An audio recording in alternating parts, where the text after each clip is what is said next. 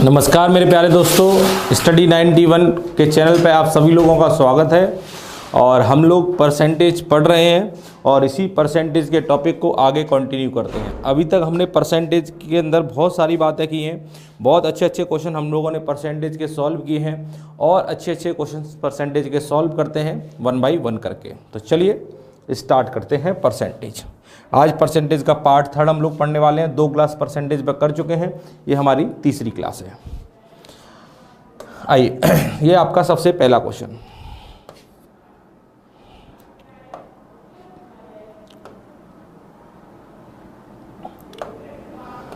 आपसे बोला गया एक छात्र 25% अंक लाकर 210 अंकों से फेल हो जाता है। मतलब एक छात्र भाई, एक विद्यार्थी है, उसके किसी परीक्षा में 25% नंबर आए हैं। ध्यान दीजिएगा, एक विद्यार्थी है, वो किसी परीक्षा में 25% नंबर लाया है, तब भी वो 210 अंकों से फेल हो गया। मतलब पास होने से 210 नंबर उसके कम रह गए। लेकिन अगर वो 55% अंक लाए तो वो 240 अंक ज़्यादा लाता है। किससे? जितने नंबरों पर पास होना था उससे क्या किया उसने? 240 अंक ज़्यादा लेकर आया है।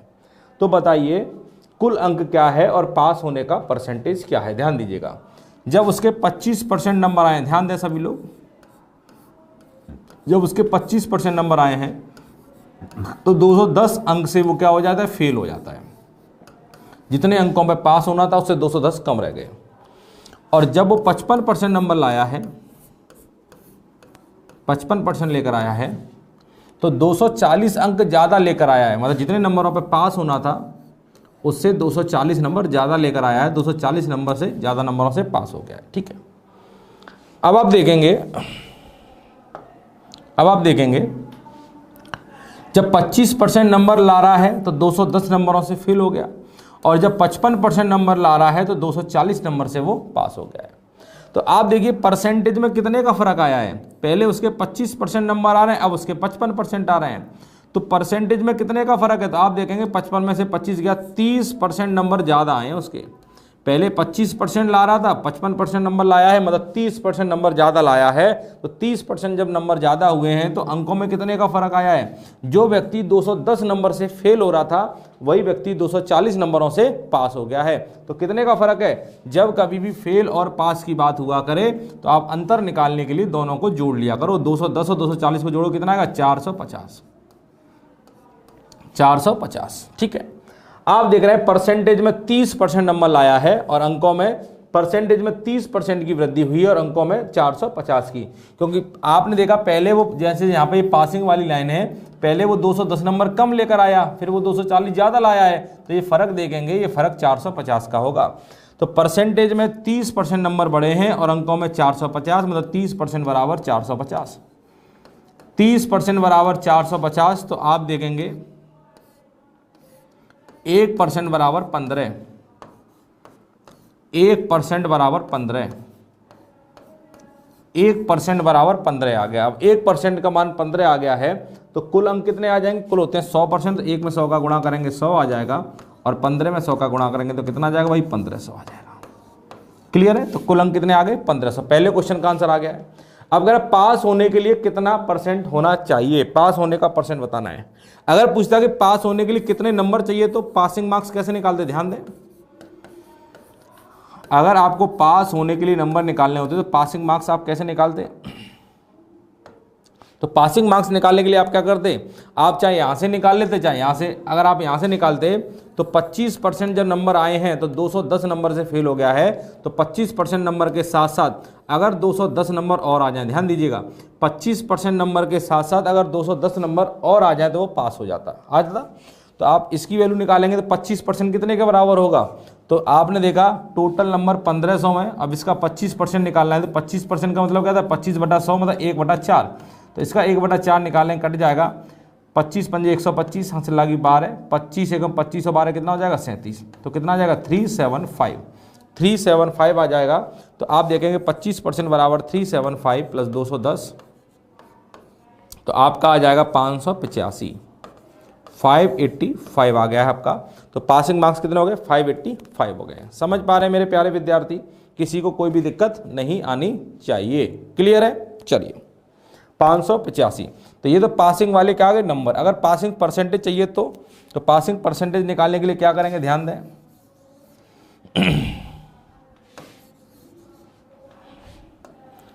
अगर आपको पासिंग परसेंटेज चाहिए तो आप देखिए पास होने के लिए कितना नंबर आना चाहिए, 585 नंबर आना चाहिए पास होने के लिए। पास होने के लिए 585 नंबर आना चाहिए, कितने में से, टोटल कितना है 1500 इंटू 100%। 00 क्या, 5 से जब इसे काटेंगे तो 5 से कटेगा 3 बार, और 5 से काटेंगे 5 एकम 5, 5 एकम 5, 5 7 35, 3 से कटेगा ये 3 3 का 9, 3 9 27। तो आपका आंसर आ जाएगा 39%। ये आपका आंसर है लिखना। ये आपका पासिंग परसेंटेज है, ये पासिंग नंबर है, और ये आपके टोटल नंबर है। ये तीनों क्वेश्चनों का आंसर आ गया है। बस आपसे पासिंग नंबर नहीं पूछ रहा था, पासिंग परसेंटेज पूछ रहा था, तो 39% आपका आ जाएगा। ठीक है, कर पाएंगे? चलिए, ये क्वेश्चन आपने कर लिया है और आपकी समझ में आ गया होगा। अब चलते हैं आगे।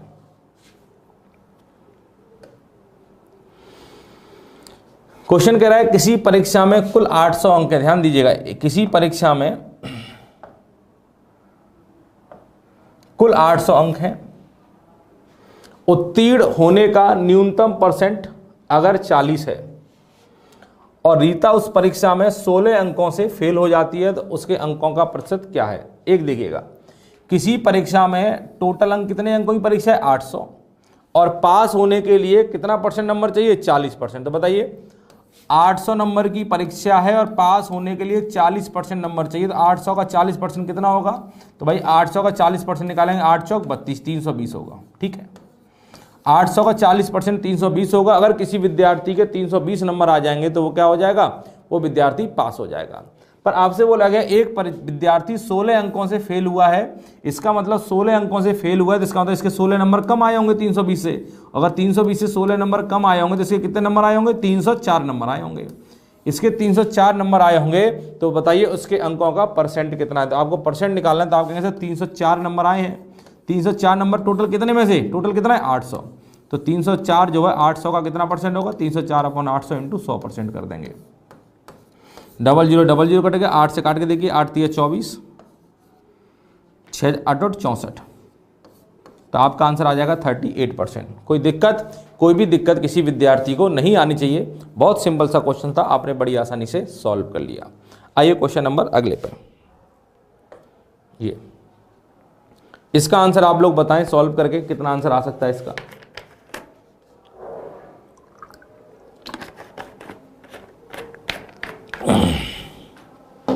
चलिए,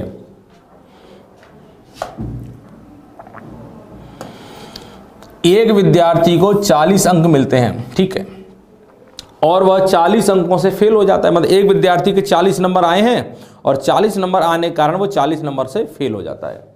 जबकि पास होने के लिए 40% अंकों की जरूरत है, तो अंकों का सरयोग बताइए। अब बताइए आप, एक आदमी के 40 नंबर आए हैं और 40 नंबरों से फेल हो जाता है, इसका मतलब पास होने के लिए कितना नंबर चाहिए, 40 नंबर उसके आए थे, 40 नंबर से फेल हो गया, इसका मतलब 40 और मिल जाते तो 40 से 40 80 नंबर पे वो पास हो जाता। भाई जब इतने नंबर लाया है तो इतने नंबरों से फेल हो गया, अगर इतने नंबर और मिल जाते तो पास हो जाता, मतलब 80 नंबरों पे पास हो जाता है। अब नंबरों में तो, अंकों में तो 80 पे पास हो रहा है, और परसेंटेज में 40% नंबर पे पास हो रहा है, मतलब 40% का मान कितने के बराबर है, 40% का मान 80 के बराबर है। भाई परसेंटेज में 40% नंबर चाहिए, अंकों में 80 नंबर चाहिए, 40% बराबर 80, तो आपको बताना टोटल अंक कितने हैं, 100% का मान आपसे पूछ रहा है, तो 100% बराबर कितना आ जाएगा। तो बताइए 40 में किसका गुणा करूं 100 आ जाए, तो आप कहेंगे 40 में से अगर 2.5 का गुणा कर देंगे, 40 में अगर 2.5 का गुणा कर देंगे 100 आ जाएगा, तो यहां भी 2.5 का गुणा कर दीजिए, तो कितना आएगा 80 दूनी 160 और 40 200 आ जाएगा। आप देखिए आपका आंसर आ गया। आप गुणा कर लें, गुणा करना सब जानते हैं, 40% बराबर 80, तो 100% का मान कितना आ जाएगा। आप ऐसे कर लेते हैं, 40% अगर 80 नंबरों के बराबर है तो 40 से कटेगा एक बार और ये कटेगा 2 बार, मतलब 1% बराबर 2 आ गया है। 1% बराबर 2, तो 100% का मान पूछ रहा है, तो 1 में 100 का गुणा करेंगे 100 आ जाएगा, और 2 में 100 का गुणा करेंगे तो 200 आ जाएगा। ठीक है भाई, कर पाएंगे सभी लोग, किसी विद्यार्थी को बिल्कुल भी दिक्कत नहीं आनी चाहिए। ठीक है, चलिए चलते हैं आगे।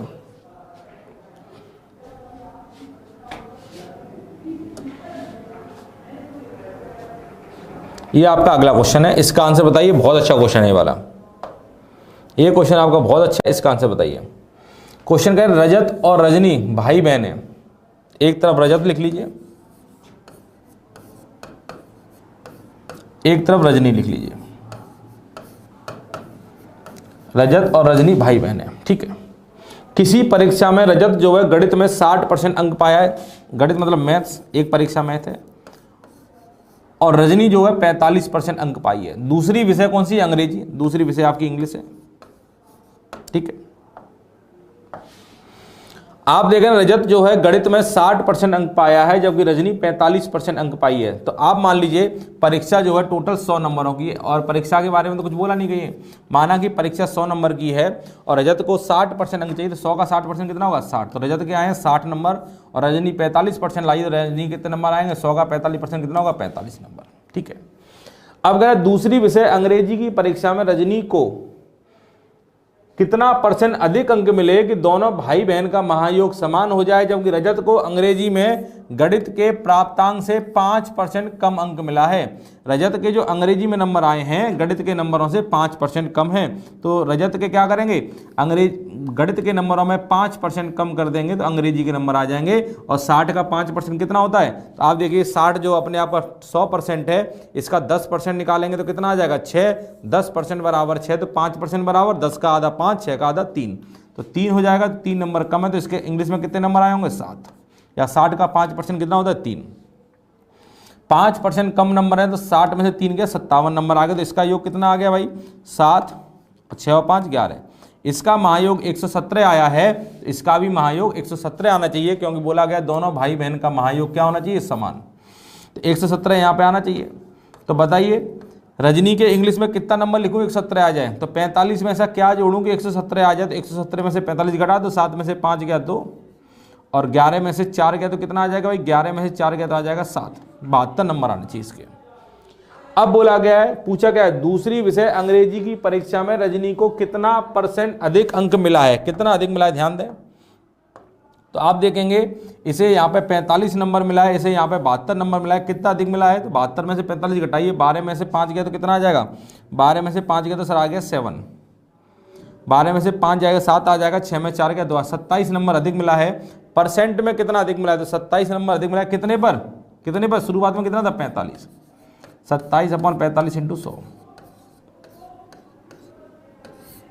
9 दिया 27, 9 पन्ना 45, 5 से कटेगा 20, और 20 दिया 60%, ये 60%। कोई किसी विद्यार्थी को ऐसा जो समझ नहीं पाया हो, ध्यान दें सभी लोग। कोई ऐसा जो समझ नहीं पा रहा हो क्या हुआ है, ध्यान दें सभी लोग। बताइए आपने देखा कि भाई यहाँ पर इससे कितना नंबर अधिक आया है? तो आपने देखा 117 में से 45 गया तो 72 नंबर बचा है। तो 45 72 का अंतर 27 है। % में कितना ज़्यादा? 27 ज़्यादा है। कितने पर? 45 पे। 27/45 × 100% करेंगे तो आपका आंसर कितना आ जाएगा? 60% के बराबर आ जाएगा। ठीक है भाई, 60% के बराबर आपका उत्तर आ जाएगा। चलिए ये आपका समझ में आ गया है। अगला क्वेश्चन बताइए। एक चुनाव में, अब देखिए इलेक्शन वाले क्वेश्चन आ गए, चुनाव वाले बहुत सिंपल क्वेश्चन होते हैं इलेक्शन वाले, बस आपको समझना है। कोई भी नया कॉन्सेप्ट नहीं आएगा आपके सामने, जो पढ़ रहे हैं सिर्फ वही आएगा। एक चुनाव में 2 प्रत्याशी लड़ रहे हैं, ठीक है। जीतने वाले को 52% वोट मिला है। जीतने वाले को 52% वोट मिला है और वह 7200 मतों से चुनाव जीत गया। तो चुनाव में कुल कितना वोट डाला गया है, ये आपसे पूछा गया है। तो आपको कुछ नहीं करना है। ऐसा क्वेश्चन कभी भी आपके सामने आए तो सबसे पहले एज्यूम करिएगा, माना कि चुनाव में जो वोट डाला गया वो कितने के बराबर डाला गया? 100 के बराबर। माना कि 100 वोट चुनाव में डाला गया, या आपने माना है या आपने एज्यूम किया है कि माना कि चुनाव में 100 वोट डाला गया है, ठीक है। अब इन 100 वोटों में से जीतने वाले को कितना वोट मिला है? 52%। तो बताइए 100 का 52% कितना होगा? तो 100 का जब 52% निकालेंगे तो 100 का 52% आएगा 52। तो जीतने वाले की वोट कितनी है? विनर की वोट कितनी आई है? 52 के बराबर। विनर को 52 के बराबर मिला है। तो बाकी की वोट कहाँ गई होंगी? हारने वाले के हिस्से में। बाकी की वोट कहाँ गई होंगी? हारने वाले के हिस्से में। तो हारने वाले के हिस्से में कितनी गई होंगी? 100 में से 52 निकल गया तो कितना आ जाएगा? 100 में से 52 गया तो मेरा वोट आ जाएगा 48। ये वोट गई है आपके हारने मतलब लूजर के हिस्से में। विनर को 52 वोट मिली है और हारने वाले को 48, क्योंकि 52 48 100 वोट हो गई। अब अगर जीतने वाला जो है 7200 वोटों से चुनाव जीता है, और यहाँ पे अगर आप देखें, अगर आप यहाँ पे देखेंगे तो इसे मिली है 52, इसे मिली है 48, तो कितना वोट ज़्यादा पड़ा है इसका? तो आप कहेंगे इसकी वोट जो है 52 में से 48 गया, 4 वोट ज़्यादा पड़ी है। तो आप देखेंगे इन दोनों की वोटों का अंतर 4 है, और यहाँ पे देखेंगे अंतर कितना है? 7200। तो ये 4 कितने के बराबर है भाई? 7200 के बराबर। 4 जो है 7200 के बराबर है। 4000 बराबर 4 बराबर 7200, 4 से काटिए, 4 एकम 4, 8 चौक 32, 1 बराबर आ गया 1800। 1 बराबर 1800 आ गया है, 1 बराबर 1800। तो टोटल कितना वोट डाला गया? टोटल डाला गया 100 वोट।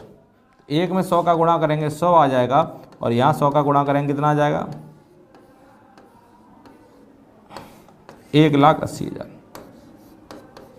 लिख लीजिए, ये आपका आंसर आ गया।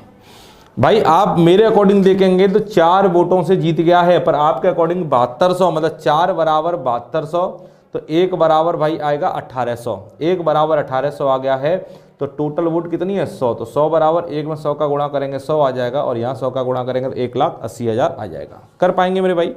चलिए, सबकी समझ में आ गया होगा, बहुत हल्का सा क्वेश्चन था, आपने बड़ी आसानी से सॉल्व कर लिया। ये आपका अगला क्वेश्चन। एक चुनाव में 3 उम्मीदवार मैदान में थे, ठीक है। जीतने वाले उम्मीदवार को 55% वोट प्राप्त हुआ है, जबकि तीसरे स्थान पर रहे उम्मीदवार को 5% वोट प्राप्त हुआ। ध्यान दीजिएगा, जीतने वाले को 55% मिला है, जबकि तीसरे स्थान वाले को, आप सबसे पहले क्या करिए, माना एज्यूम कर लीजिए, माना कि चुनाव में जो वोट डाली गई है वो 100 के बराबर डाली गई है, क्योंकि आपसे यही बोला गया है चुनाव में डाले गए वोटों की संख्या कितनी है? 100। अब जीतने वाले को 55%, तो ध्यान दें टोटल 100 वोट डालेगी, इसमें जीतने वाले को 55% वोट गई, तो 100 का 55% कितना हो जाएगा? 100 का सर 55% होगा 55, मतलब जो व्यक्ति पहली पोजीशन पर आया है, जो जीता है, वो 55 वोट लेके के आया। तीसरे स्थान वाले को 5%, तीसरे स्थान वाले को 5%, 100 का 5% कितना आ जाएगा? 5। ये आपका तीसरे स्थान वाले को मिला है 5%, ठीक है। तीसरे स्थान वाले को 5 मिल गया, तो बाकी की वोट किसे गई होंगी? जो दूसरे स्थान पर रहा होगा, तो दूसरे स्थान वाले को कितना मिलेगा भाई? 55 और 5 कितना होता है? 55 और 5 होता है 60। तो 100 में से अगर ये 60 निकल गया, 100 में 60 निकल गया, तो इसे कितना मिलेगा? 40। 100 में से 60 निकल गया तो कितना आ जाएगा? 40। तो आप देखेंगे दूसरे स्थान वाले को 40 मिला है। अब कह रहा है हार जीत का जो फैसला है वो 9000 वोटों का है, और आपको पता है हार जीत का फैसला किसके बीच में होगा? जो टॉप 2 में होंगे ना, इन्हीं के बीच में तो होगा। जो पहली पोजीशन पे और दूसरी पोजीशन पे, इन्हीं के बीच में हार जीत का फैसला है, और हार जीत का फैसला जो है 9000 का है। और आपके अकॉर्डिंग कितने का? यहाँ 55 है या 40 है, तो हार जीत का फैसला कितने का है? 15 का है। आपके अकॉर्डिंग हार जीत का फैसला 15 का है, और क्वेश्चन के अकॉर्डिंग 9000 का, मतलब 15 बराबर 9000। तो 1 बराबर 15 छिक्के 90, 1 बराबर 600।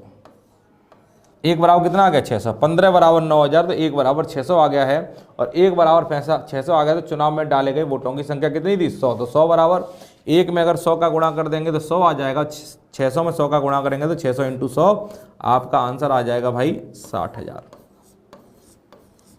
ठीक है। इतना वोट डाला गया है, आप देख लें आपका आंसर आया कि नहीं आया, आप मैच कर लें अपने आंसर को।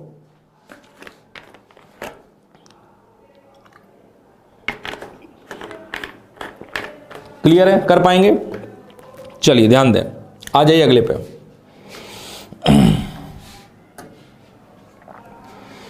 एक चुनाव में 2 प्रत्याशी चुनाव लड़ रहे थे, उसमें 20% वोट अवैध पाए गए। इस बार देखिए क्वेश्चन थोड़ा चेंज हुआ है, 20% वोट अवैध पाए गए हैं,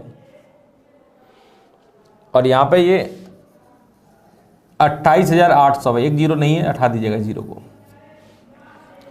20% वोट अवैध पाए गए हैं, और विजेता को वैध मतों का 60% मत प्राप्त हुआ है, और वह 28,800 मतों से जीत गया है। तो चुनाव में कुल कितना वोट डाला गया? ध्यान दीजिएगा, मैंने एज्यूम किया, सबसे पहले माना कि चुनाव में जो वोट डाला गया वो कितना डाला गया भाई? 100 के बराबर। ध्यान दीजिए, बहुत सिंपल है। माना कि चुनाव में 100 लोगों ने वोट डाला है, अब इन लोगों ने जो वोट डाला है उसमें 20% वोट तो अवैध हो गई। अवैध का मतलब होता है इनवैलिड। इनवैलिड वोट कौन सी होती है?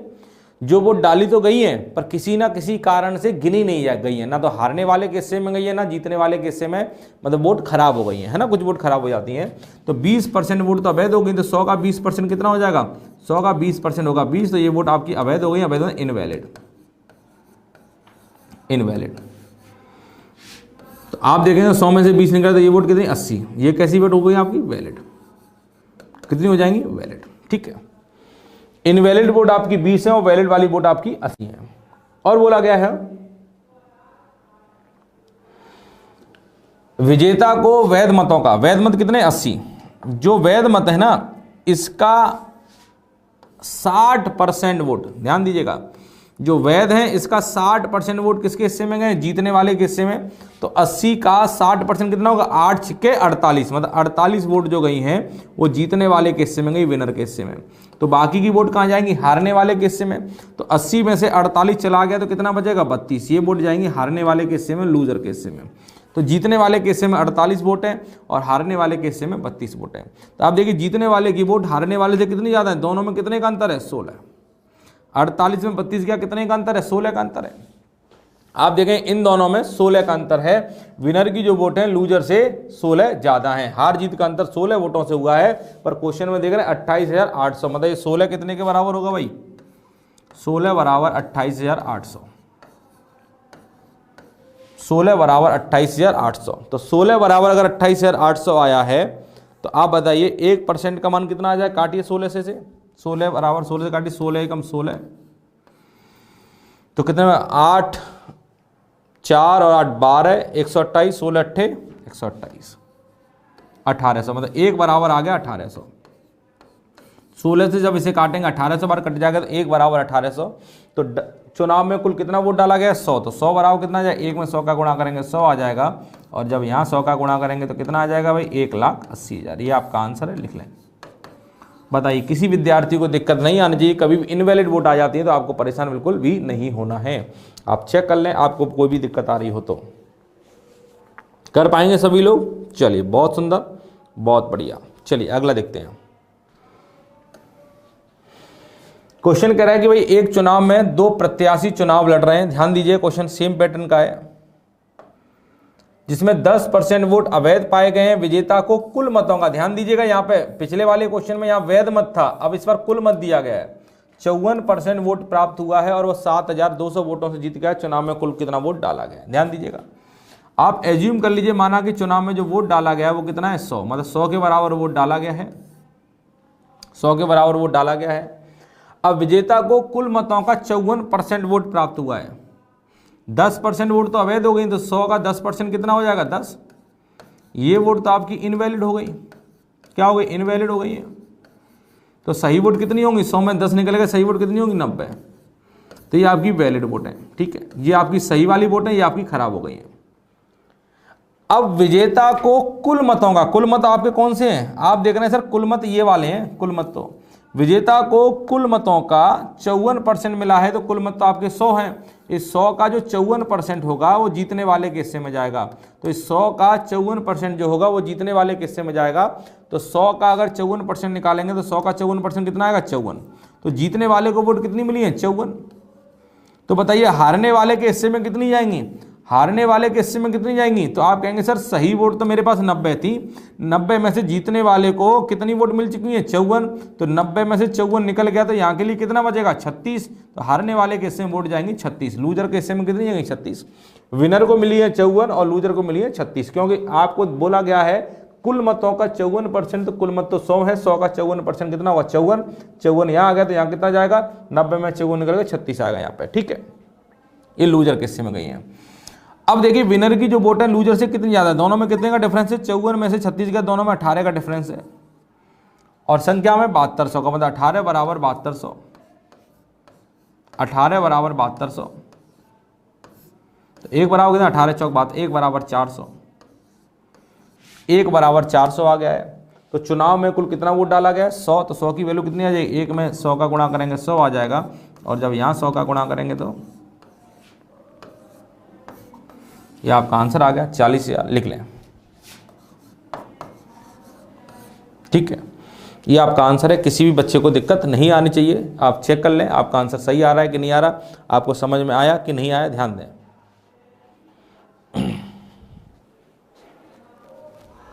ठीक है, चलिए अगला क्वेश्चन।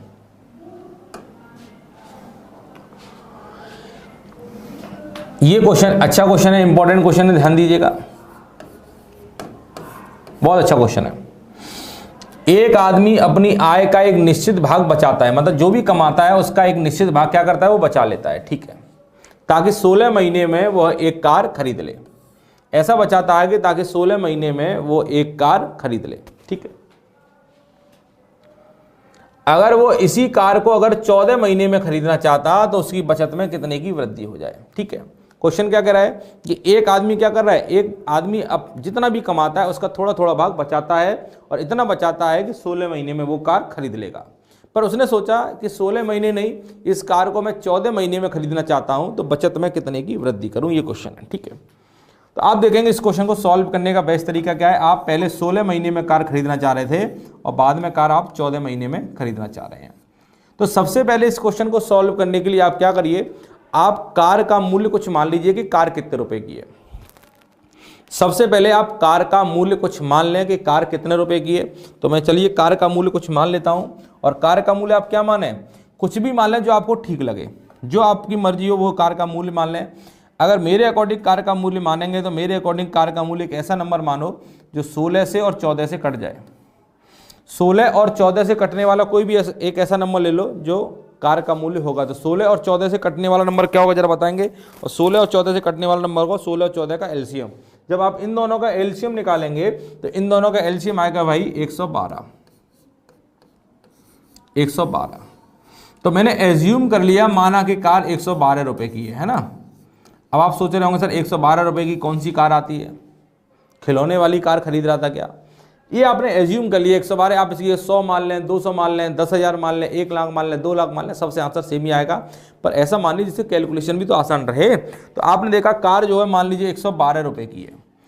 अब आप क्या करें, 112 रुपये 16 महीने में बचाना चाहते थे। तो बताइए अगर 112 रुपये अगर आप 16 महीने में बचाना चाहते थे तो एक महीने में कितना बचा रहे होंगे आप। अगर 112 रुपये 16 महीने में बचाना चाहते थे, एक महीने में कितना बचा रहे होंगे। तो 112 में 16 का भाग देंगे, 16 सत्ते 112। तो आप एक महीने में अगर 7 रुपया बचाएंगे, अगर आप एक महीने में 7 रुपया बचाएंगे तो 16 महीने में 16 सत्ते 112 रुपये बचा के कार को खरीद लेंगे। अब बाद में आपने प्लान किया कि नहीं सर यही पैसा मुझे 14 महीने में बचाना है, तो आप क्या करेंगे, अगर 14 महीने में 112 रुपया बचाएंगे तो एक महीने में 14 का भाग देंगे इसमें, तो कितना आ जाएगा 8 आ जाएगा। मतलब हर महीने अगर 8 रुपया बचाएं तो 14 महीने में 14 अट्ठे 112 बचा के कार को खरीद लेंगे। तो बचत में कितने की वृद्धि हुई है आपको बताना है। तो आप देखिए पहले बचत आपकी 7 की थी, अब आपकी बचत 8 की हो गई है। तो बचत में सर आपने 1 की वृद्धि कर दी है, और 1 की वृद्धि कितने पे की है 7 पे। 1/7 के बराबर आंसर आएगा। अब 1/7 को परसेंटेज में क्या कहते हैं मैंने लिखवाया भी था, या फिर आप बदल लें 100 का गुणा करके भाग देंगे तो आंसर आ जाएगा 14 सही 2/7%। ठीक है मेरे भाई, 14 सही 2/7%, ये आपका आंसर आ गया, लिख लें। हो गया, कर पाएंगे। चलिए ये आपका आंसर है और जो कि आपने निकाल लिया है। अगले क्वेश्चन पे चलते हैं। किसी भी विद्यार्थी को इस क्वेश्चन में दिक्कत नहीं आनी चाहिए, क्योंकि सबकी समझ में आना चाहिए। बहुत आसान क्वेश्चन था और आप बड़ी आसानी से कर लेंगे। ये अब बताइए इस क्वेश्चन का आंसर क्या आएगा। आपसे बोला गया 80 किलोग्राम कॉपर और जिंक के मिश्रण में 90% कॉपर है। एक मिश्रण है कॉपर का और जिंक का, Cu और Zn का। 80 किलोग्राम का आपका मिश्रण है, 80 किलोग्राम का आपका मिश्रण है, इसमें 90% क्या दिया गया कॉपर। तो 80 का 90% कितना हो जाएगा, 80 का 90% कितना होगा भाई, 80 का 90%, 80 का 90% 8 9 72 किलोग्राम। 72 किलोग्राम आपका क्या है कॉपर। ध्यान दीजिए 72 किलोग्राम आपका क्या है कॉपर। 80 किलोग्राम का मिश्रण से 90% कॉपर है, तो 80 का 90% होगा 72 किलोग्राम आपका कॉपर है। अगर कॉपर 72 किलोग्राम है तो मैं बोलूँ जिंक कितना होगा, तो आप कहेंगे जिंक भी निकाल लेंगे सर। 80 में से 72 निकल गया तो 8 किलोग्राम आपकी जिंक रही होगी। वैसे इसकी जरूरत नहीं है पर आपने निकाल लिया, ठीक है। और आपको पता है 80 किलोग्राम जो रहा होगा अपने आप के 100% के बराबर रहा होगा। भाई 100% है ये, तो इसका 90% निकाला तो 72 किलोग्राम आ गया। इस बचा हुआ 80 में से 72 गया, 8 किलोग्राम जिंक आ गया। अब कह रहा है कुछ मात्रा में इस मिश्रण में आप क्या मिला दें, जिंक मिला दें। क्या मिला दें, जिंक मिला दें। अब देखिए इस क्वेश्चन को सॉल्व करने के लिए यहां से बहुत सारे तरीके हैं। इस क्वेश्चन को सॉल्व करने के बहुत सारे तरीके हैं। बहुत सारे लोग इस क्वेश्चन को यहां से x मानकर सॉल्व कर लेते हैं, बहुत सारे लोग इस क्वेश्चन को यहाँ पे परसेंटेज में ही सॉल्व कर लेते हैं और बहुत सारे लोग इस क्वेश्चन को रेशियो में बदल कर सॉल्व करते हैं, अनुपात में बदल कर सॉल्व करते हैं।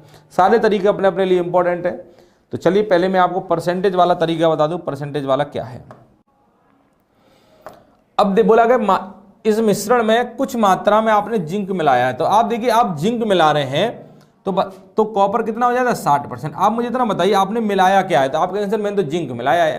तो आपने अगर जिंक मिलाया है तो आपने कॉपर में कोई बदलाव किया है क्या, तो आप कहेंगे नहीं सर कॉपर में तो मैंने छेड़ा भी नहीं है, मैंने तो सिर्फ जिंक डाला था। तो अगर आपने जिंक डाला है तो बदलाव जिंक में होगा, कॉपर में कोई बदलाव नहीं होगा।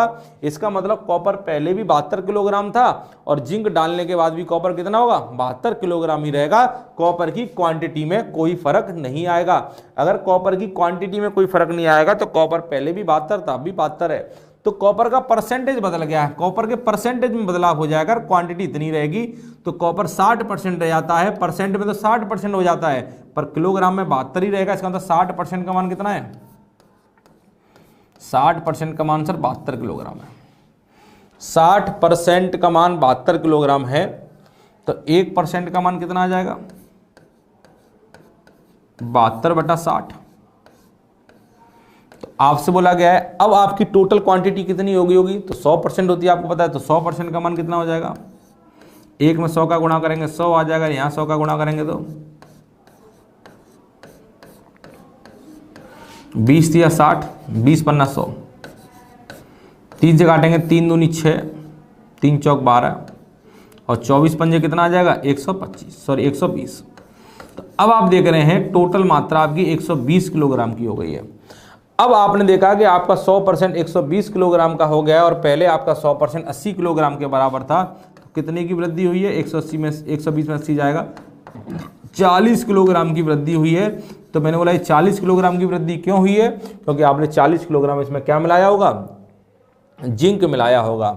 इसका मतलब है आपने 40 किलोग्राम इसमें जिंक मिलाया है। तो आपसे यही बोला गया है कितना किलोग्राम आपने जिंक मिलाया है, तो आपका आंसर आ गया 40 किलोग्राम जिंक इसमें मिलाया गया है। ये एक तरीका है इस क्वेश्चन को सॉल्व करने का कि आप देखें आप क्या डाल रहे हैं, आप जिंक डाल रहे हैं, जिंक डाल रहे हैं तो कॉपर में तो कोई बदलाव नहीं हो रहा, मतलब कॉपर पहले का और आपका कॉपर बराबर होगा। तो पहले का कॉपर 60% था, तो सॉरी अब कॉपर 60% हो गया पर किलोग्राम में 72 ही रहेगा। 60% बराबर इतना, तो 1% का मान इतना आ गया, तो 100% बराबर 120। अब क्वांटिटी 120 हो गई, पहले 80 होगी, कितने का फर्क आ गया 40 किलोग्राम का फर्क आ गया है। तो आपका आंसर आ जाएगा 40 kg। ठीक है भाई, कर पाएंगे। चलिए ये तो था इसका क्या, ये था इसका परसेंटेज वाला मेथड। अगर आपको ये मेथड समझ में आ गया हो तो मैं इसका एक दूसरा मेथड है रेशियो वाला, वो भी समझ लीजिए अगर आप समझना चाहते हैं तो।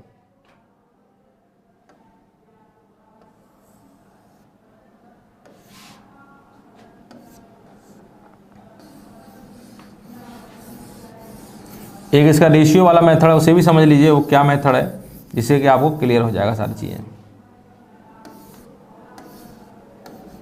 चलिए आप देख रहे हैं कि 80 किलोग्राम का मिश्रण है कॉपर और जिंक का, जिसमें कॉपर 90% के बराबर। अगर मैं कॉपर और जिंक का अनुपात निकालूं तो आपने देखा सर कॉपर अगर 90% के बराबर है तो 10% के बराबर क्या होगा, जिंक होगा। तो इनका अनुपात कितना आ जाएगा 90% और 10%, तो अनुपात आ जाएगा भाई इनका 9:1। शुरुआत में कॉपर और जिंक का अनुपात 9:1 था, क्योंकि 90% अगर कॉपर है तो जिंक आपका 10% होगा। वैसे आपने किलोग्राम में निकाल लिया है, 90% 72 किलोग्राम के बराबर है और 8 किलोग्राम के बराबर है। ये आपके पहले का अनुपात है। बाद में आपने क्या किया, इसमें जिंक मिला दिया है। अगर जिंक मिला दिया है तो अब ऐसा करने से आपके कॉपर और जिंक का अनुपात क्या हो जाएगा, तो आपने देखा जिंक मिला दिया तो कॉपर कितना रह गया है, कॉपर रह गया 60%। अगर कॉपर 60% रह गया है तो जिंक कितना रह गया होगा, 100 में से 60 का 40%। अगर आप देखेंगे 20 या 60, 20 दूनी 40, रेशियो आ जाएगा 3:2। ये आपके कॉपर और जिंक का रेशियो आ गया। पहले का रेशियो आ गया, ये अब का रेशियो आ गया 3:2। अब ये पहले का अनुपात है कॉपर और जिंक का, ये अब का अनुपात है कॉपर और जिंक का। पहले अनुपात में अब के अनुपात में क्या कॉमन होना चाहिए, जरा बताएंगे मुझे। तो आप कहेंगे सर पहले वाले अनुपात में और अब के अनुपात में एक चीज कॉमन होनी चाहिए, क्या, कि आपने सर जिंक डाला है, जिंक में बदलाव हुआ होगा, कॉपर में कोई बदलाव नहीं हुआ होगा। इसका मतलब पहले का जो कॉपर है और अब का जो कॉपर है ये आपस में क्या होना चाहिए, बराबर। कॉपर तो आपस में बराबर होना चाहिए भाई, जिंक डाल रहे हैं, जिंक में बदलाव हुआ है, कॉपर में तो नहीं, तो कॉपर बराबर होना चाहिए, तो ये आपस में बराबर करिए। तो यहाँ 9 है, यहाँ 3 है, 3 को 9 बनाइए, 3 का गुणा कर दीजिए इसमें, तो कितना आ जाएगा 9, और ये आ गया 2, 3 दूनी 6। ठीक है भाई, कॉपर बराबर हो गया। अगर कॉपर बराबर हो गया तो रेशियो बैलेंस हो गया। तो जिंक में देखिए पहले जिंक कितना था 1 के बराबर, अब जिंक कितना हो गया है 6 के बराबर। तो जिंक में कितने की वृद्धि हुई है, ध्यान दें, जिंक में कितने की वृद्धि हुई, तो आप कहेंगे जिंक पहले 1 था अब 6 हो गया, जिंक में 5 की वृद्धि हुई है। तो अब ये 5 कितने के बराबर होगा ये आपको बताना है। तो आप देखेंगे जिंक जो है पहले कितने किलोग्राम के बराबर था, 8 किलोग्राम के बराबर, मतलब 1 का मान जो है 8 किलोग्राम के बराबर है, 1 बराबर 8 किलोग्राम हो गया। तो 5 का मान कितना होगा, तो 5 का मान कितना होगा,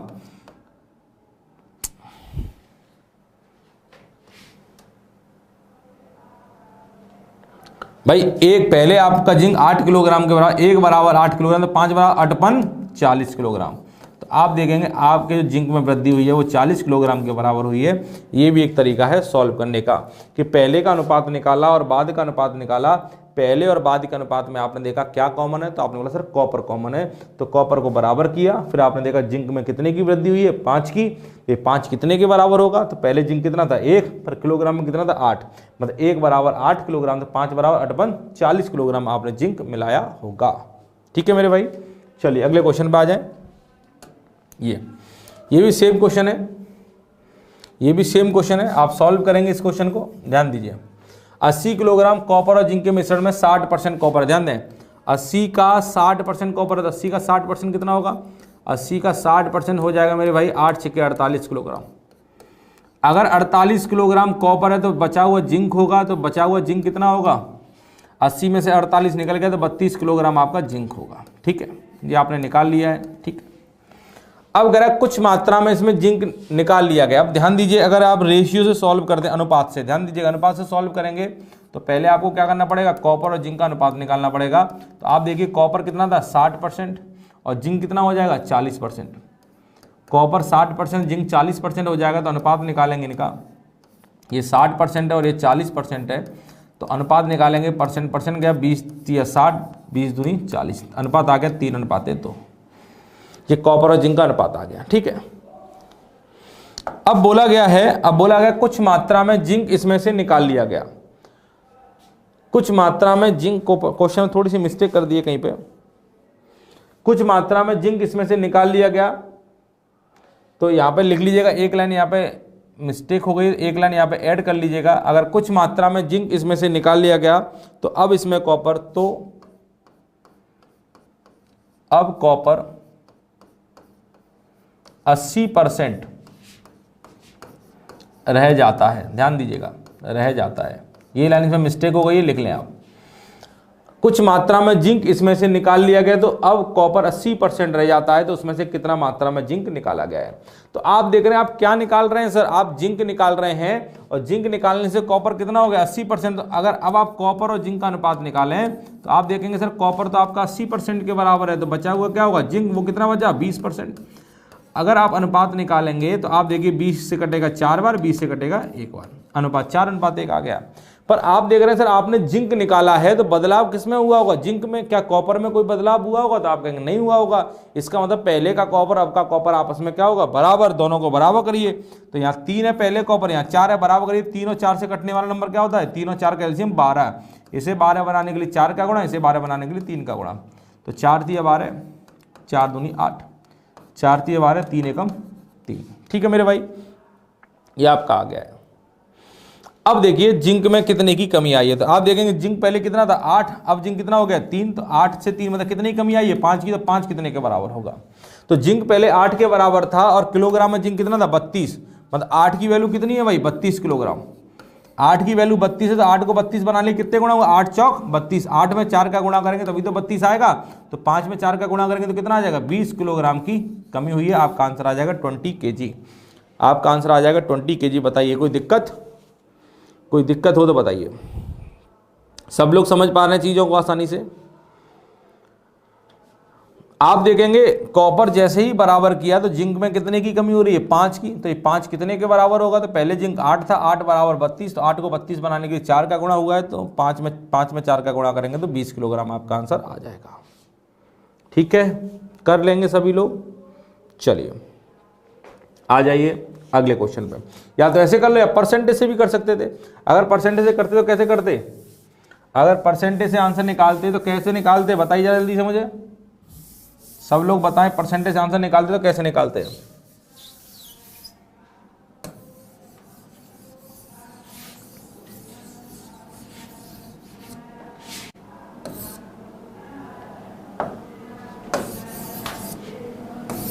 चलिए अगर परसेंटेज से निकालते तो आंसर कैसे निकालते, ध्यान देते हैं, देख लीजिएगा। जो तरीका आपको अच्छा लगे आप उससे कर सकते हैं।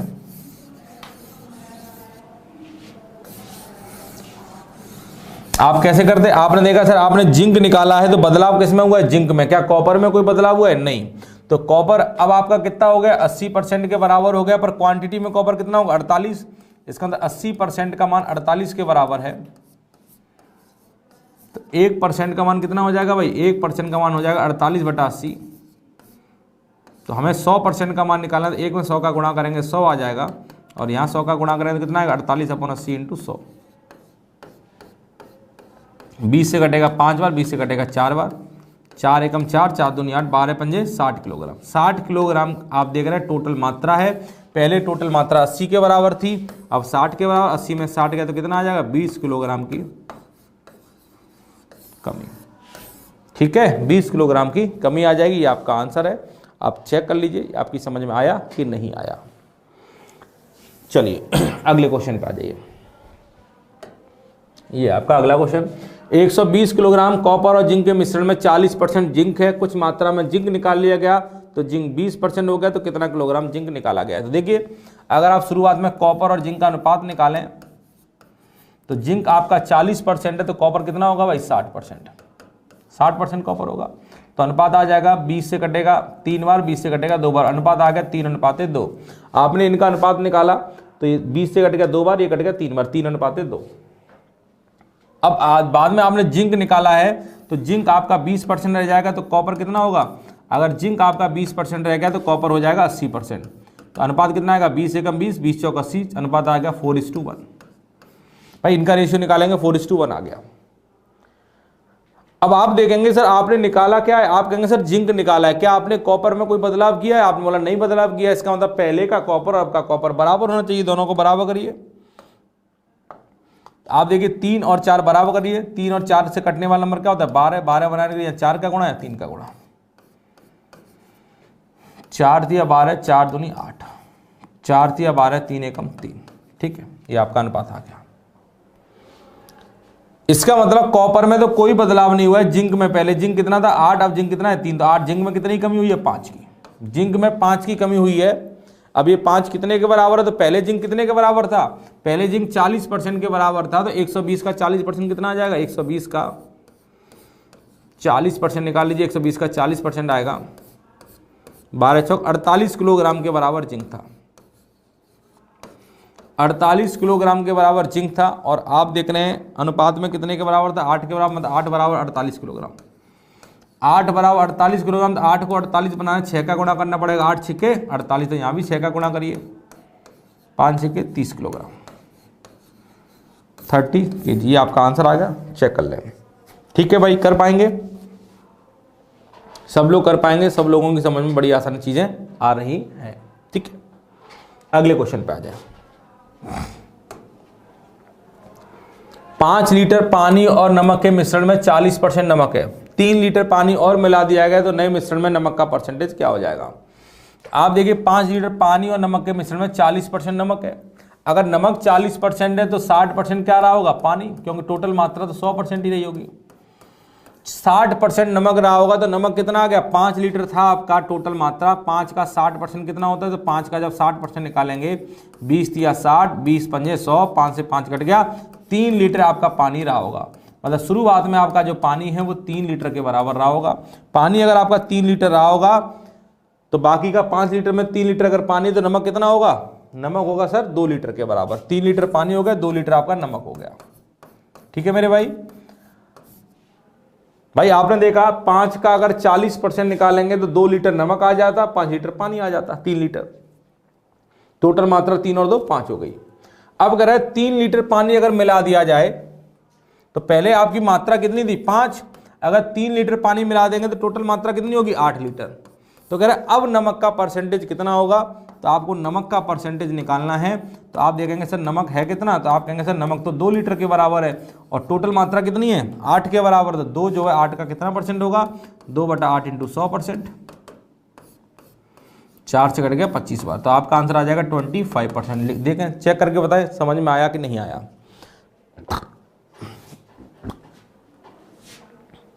चीजें समझ में आ रही हैं। चलिए अगले क्वेश्चन पर आ जाइए। 20 किलोग्राम पानी और नमक के मिश्रण में 40% नमक है। 5 किलोग्राम पानी इसमें मिला दिया तो नए मिश्रण में नमक का परसेंट बताइए। वही सेम क्वेश्चन है। आप देखेंगे 20 किलोग्राम का मिश्रण है, 20 में 40% नमक है, तो 20 का 40% भाई कितना हो जाएगा, 20 का सर 40% निकालेंगे 8 किलोग्राम। 8 किलोग्राम आपका नमक है और बाकी का क्या रहा होगा पानी, तो 20 में से 8 निकल गया 12 किलोग्राम आपका पानी रहा होगा। वैसे लीटर में नापते हैं पर यहाँ पे किलोग्राम में दिया तो मैंने किलोग्राम में लिख दिया है। अब अगर 5 किलोग्राम पानी और मिला दें तो पहले 20 किलोग्राम टोटल मात्रा थी, अगर 5 किलोग्राम और मिल जाएगा तो टोटल मात्रा कितनी होगी 25 किलोग्राम।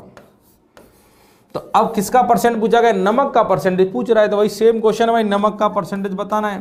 तो आप कहेंगे सर नमक का परसेंटेज बताना है, तो नमक है कितना, तो नमक आपका 8 के बराबर है और टोटल मात्रा कितनी हो गई है 25, 8/25 इंटू 100, तो 8 चौक 32% आपका आंसर आ जाएगा। ठीक है मेरे भाई, 32% आपका आंसर आ गया है। कर पाएंगे। चलिए आइए अगली क्लास में अगले क्वेश्चन पर। वही क्वेश्चन फिर आ गया, नमक और पानी में 5% नमक है। नमक और पानी का एक घोल है, इसमें 5% नमक है। अब 20 लीटर पानी इसमें से वाष्प हो गया, उड़ गया, तो नमक 15% रह गया। तो प्रारंभिक घोल की मात्रा बताइए। आप रेशियो सॉल्व करना चाहे रेशियो सॉल्व कर लें। अगर देखें नमक और पानी का अनुपात निकालूं, इंग्लिश में लिख देता हूं। नमक को इंग्लिश में बोलते हैं सॉल्ट, सॉल्ट और पानी को वाटर। इसका अनुपात निकालें तो सॉल्ट कितना है 5 के बराबर, तो पानी कितना होगा 100 में से 5 निकल गया 95 के बराबर। 5 से कटेगा 1/19 का रेशियो आ गया है। ठीक है, फिर कह रहा है 20 लीटर पानी इसमें से उड़ गया, मतलब पानी में कमी आ गई। तो अब नमक कितना रह गया 15%, तो अब अनुपात कितना हो जाएगा, नमक अगर 15% है तो 100 में से 15 निकल गया 85% पानी होगा। 5 से कट गया 3 बार, 5 से कट गया 17 बार, अनुपात आ गया 3:17। अनुपात कितना आ गया 3:17। अब आप इधर देखिए, आप बताइए आपका उड़ क्या रहा है, तो आप कहेंगे सर पानी उड़ रहा है, मतलब कमी किस में हो रही है पानी में, क्या नमक में कोई फर्क पड़ेगा, तो आप कहेंगे नमक में कोई फर्क नहीं पड़ेगा। इसका मतलब पहले का नमक और अब का नमक आपस में क्या होना चाहिए बराबर। तो पहले इन दोनों को बराबर करिए, यहाँ 1 है यहाँ 3 है, 3 का गुणा करिए पहले यहाँ पे, तो 3 आ गया और 9 तिया 57, 19 तिया 57 आ गया। ठीक है, तो अब आपने देखा नमक तो बराबर हो गया है, पानी देखिए पहले 57 के बराबर था, 17 का कितने की कमी आई है पानी में, 57 और 17 का कितने की कमी आई है 40 की कमी आई है। तो ये 40 कितने के बराबर होगा, 40 कितने के बराबर दिया गया है, आप देख रहे हैं अनुपात में तो 40 की कमी आई है और लीटर में 20 लीटर की कमी है। तो 40 बराबर कितना हो गया 20 लीटर, मतलब 40 अगर 20 लीटर के बराबर है तो 40 को 20 बनाने के लिए आधे का गुणा करना पड़ेगा। 40 का आधा करेंगे तभी तो 20 लीटर आएगा। तो कह रहा है प्रारंभिक घोल की मात्रा, मतलब टोटल क्वांटिटी पूछ रहा है शुरुआत में कितनी थी, तो कितनी थी जरा बताएंगे। ये 57 था और ये 3 था, 57 और 3 कितना होता है, 57 और 3 होता है सर 60, 60 के बराबर था। 60 कितने के बराबर होगा, जब यहाँ आधे का गुणा किया तो इसमें भी आधे गुणा कर दो, तो आपका आंसर आ जाएगा 30 लीटर। ये आपका आंसर आएगा 30 लीटर। चेक कर लें समझ में आया कि नहीं आया। समझ में आ गया सभी लोगों के, कर पा रहे हैं। चलिए ये आपकी समझ में आ गया है। अब चलते हैं आगे।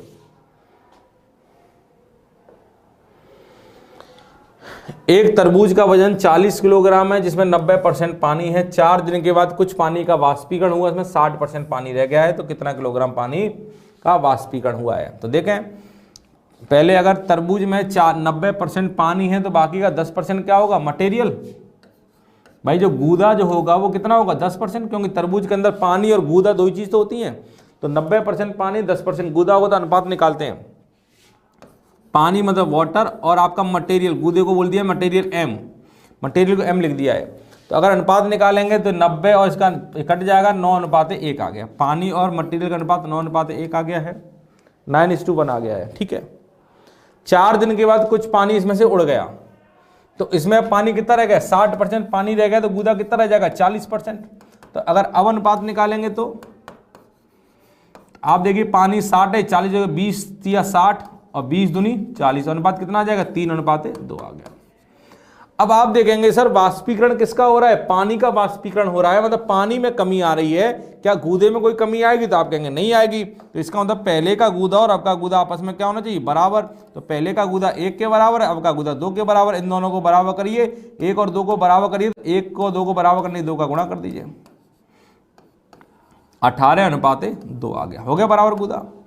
आप देखिए पानी में कितने की कमी आई है, पहले पानी कितना था 18, अब पानी कितना रह गया 3, तो पानी में कितने की कमी आई, तो आप कहेंगे सर पानी में 18 से 3 मतलब 15 की कमी आई है। तो ये 15 कितने के बराबर होगा ये बताना है, ठीक है। तो आप देखेंगे पहले तरबूज का वजन कितना था 40, और यहाँ पे देख रहे हैं तरबूज का वजन पहले कितना रहा होगा, पहले तरबूज में पानी रहा है 18 और मटेरियल रहा है 2, तो 18 2 कितना हो गया 20। पहले तरबूज का वजन 20 रहा है, पर कह रहा है किलोग्राम में 40 है, तो 20 बराबर 40 किलोग्राम। तो 20 को 40 बनाने के लिए 2 का गुणा करना पड़ेगा। तो आप देखिए यहाँ पे कमी कितनी गई, 15 की, तो 15 में भी 2 का गुणा करेंगे, 15 दूनी 30 किलोग्राम। ये आपका आंसर आ गया, लिख लीजिए 30 किलोग्राम की कमी आ गई होगी।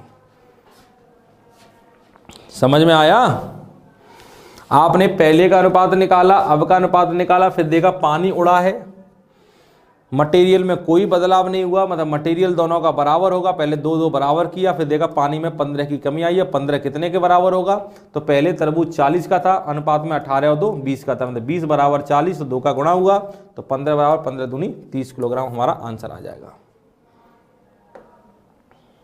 बताइए, एक तरबूज में 90% पानी है, तो 10% क्या रहा होगा, मटेरियल। सीधा निकालते हैं अनुपात वाटर और मटेरियल का, तो 90 कट जाएगा, 9:1 आ गया। कुछ समय बाद इसमें केवल 12% पानी रह गया। अगर 12% पानी रह गया तो मटेरियल कितना होगा, 88%। तो चलिए वाटर और मटेरियल का फिर अनुपात निकालते हैं। तो अनुपात निकालेंगे, आप देख रहे हैं पानी तो आपका 12 है और मटेरियल 18, तो अनुपात कितना आ जाएगा, 4 से काटेंगे, 4 तिया 12, 4 से कटेगा 22 बार, 3:22। तो आप देख रहे हैं पानी इसमें से उड़ गया होगा, मतलब पानी में कमी आई है। क्या मटेरियल में कोई कमी आई होगी, तो आप कहेंगे नहीं सर मटेरियल में तो कोई कमी नहीं आई होगी। इसका मतलब यहाँ का जो मटेरियल है, यहाँ का जो मटेरियल है और यहाँ का जो मटेरियल है बराबर करिए। तो ये 22 है, तो इसमें 22 का गुणा करें, 22 बनाइए इसे, तो कितना आ जाएगा 198। 22 × 9 करेंगे 198 आएगा, 9 दूनी 18 की 8 हासिल आ गई 1, 18 1 19, और ये 22 एकम 22 आ गया। ठीक है, हो गया बराबर। अब आप देखेंगे जब 12% पानी शेष रह जाता है तो इसका वजन कितना रह जाता है, 50 किलोग्राम। मतलब ये होने का वजन 50 किलोग्राम रह गया। तो आपके अकॉर्डिंग कितना है, 22 और 3 कितना है, 25। आपके अकॉर्डिंग वजन 25 है, पर क्वेश्चन के अकॉर्डिंग वजन 50 है। मतलब 25 की वैल्यू 50 दी गई है, 25 को 50 बनाना तो 2 का गुणा करना पड़ेगा। तो प्रारंभिक वजन पूछ रहा है, शुरुआत में वजन कितना था। शुरुआत में वजन कितना था 198 और 22 कितना रहा होगा, 198 22 को जोड़ेंगे 220, तो 220 बराबर कितना होगा, जब आपने यहाँ 2 का गुणा किया तो यहाँ भी 2 का गुणा करेंगे, 440 किलोग्राम। ठीक है मेरे भाई, आंसर आ गया 440 किलोग्राम। कर पाएंगे सभी लोग, सब लोग कर पाएंगे, कोई दिक्कत नहीं होनी चाहिए।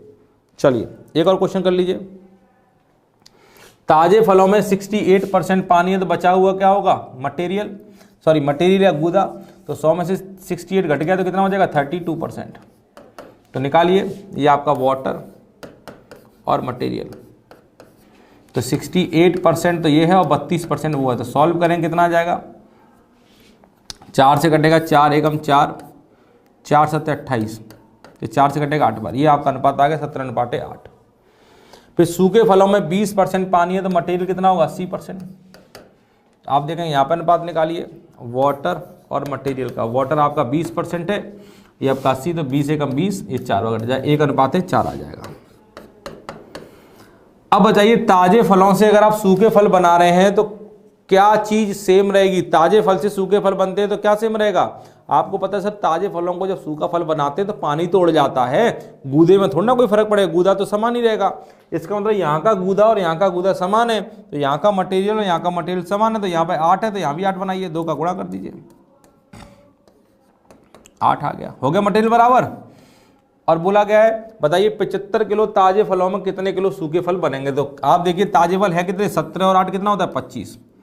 25 आपके ताजे फल है, पर क्वेश्चन में कितना दिया है 75 किलो, मतलब 25 की वैल्यू 75 है। 25 को 75 बनाना है, 3 का गुणा करना पड़ेगा, 3 का गुणा करें तभी तो 75 बनेगा।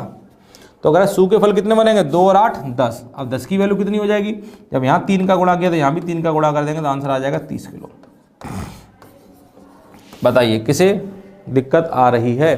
किसी भी बच्चे को बिल्कुल भी दिक्कत नहीं आनी चाहिए, सब लोग बड़ी आसानी से समझ पा रहे हैं चीज़ों को। ठीक है, चलिए ये आज की क्लास हमने बहुत अच्छे अच्छे क्वेश्चन सॉल्व किए आज की क्लास में, जो आपके एग्जाम पॉइंट ऑफ व्यू से काफ़ी इंपॉर्टेंट क्वेश्चन है।